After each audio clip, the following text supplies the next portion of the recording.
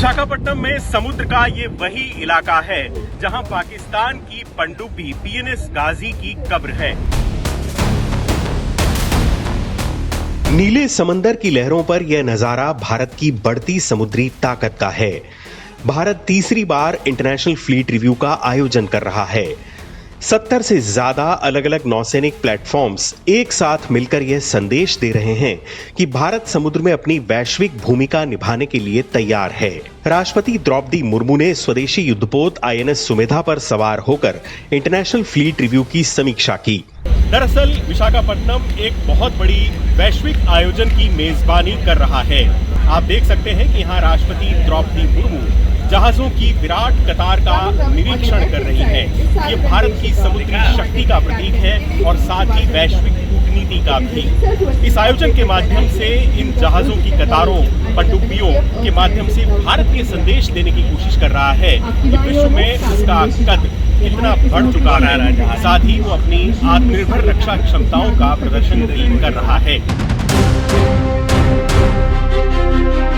दिखने में भव्य नजर आने वाला इंटरनेशनल फ्लीट रिव्यू सिर्फ जहाजों की परेड नहीं है, ये भारत की समुद्री ताकत, उसकी दोस्ती की नीति और विश्व की अगुवाई करने की महत्वाकांक्षा का प्रतीक भी है।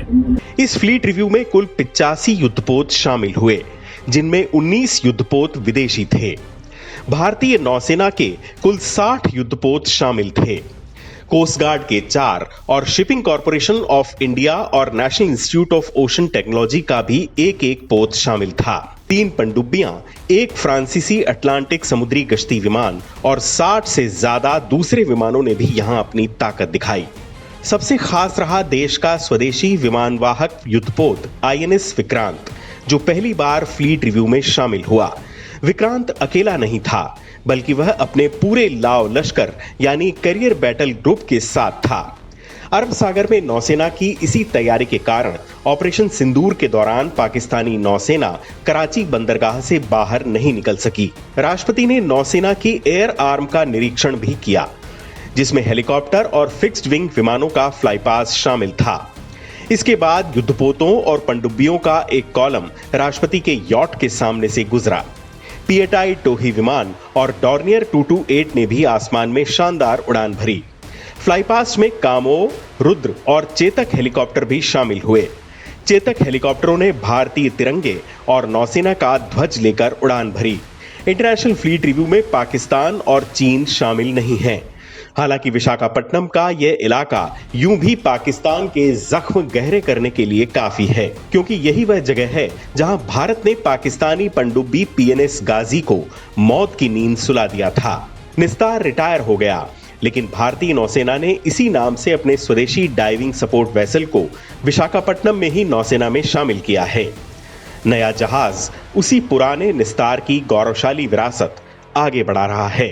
इस बार का आईएफआर इसलिए खास है क्योंकि ये दुनिया के सबसे बड़े युद्धाभ्यासों में से एक मिलन के साथ आयोजित हो रहा है।